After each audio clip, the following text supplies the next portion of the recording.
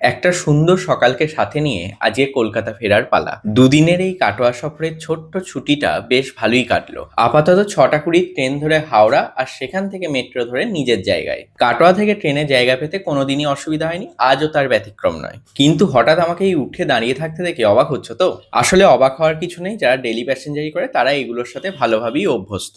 আসলে উদ্দেশ্যটা হলো একে অপরকে সাহায্য করে গন্তব্যে পৌঁছানো। কিন্তু হাওড়া থেকে মেট্রো ধরার সময় অফিস টাইমের যে ভিড়, সেটা বারবার প্রমাণ করে এই হাওড়া থেকে যে সেক্টর 5 যুক্ত হয়েছে মেট্রোতে সেটা কতটা ইম্পর্টেন্ট ছিল। আর এই ভিড় মেট্রোর মাঝেই আমায় একটু জায়গা দিয়ে বলতে বলতে পৌঁছে গেলাম আমার নির্দিষ্ট গন্তব্যে।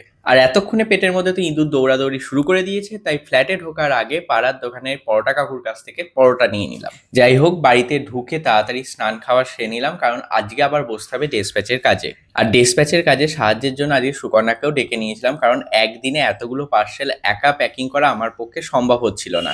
যদিও বাড়ি এসে মোটামুটি 70% কাজ আমি এগিয়ে রেখেছিলাম, বাকি 30%-এর জন্য দুজনে একসাথে করে নিলাম। আসলে তোমাদের ভালোবাসায় নোলক আস্তে আস্তে বাড়ছে, তার সাথে বাড়ছে রেসপন্সিবিলিটি। সুকন্যা আমাকে প্রায়শই বলে সাহায্যের জন্য আরো একজনকে রাখতে, কিন্তু পাগল আমি এই ভেবেই দিন কাটাচ্ছি যতদিন চলে চলুক না।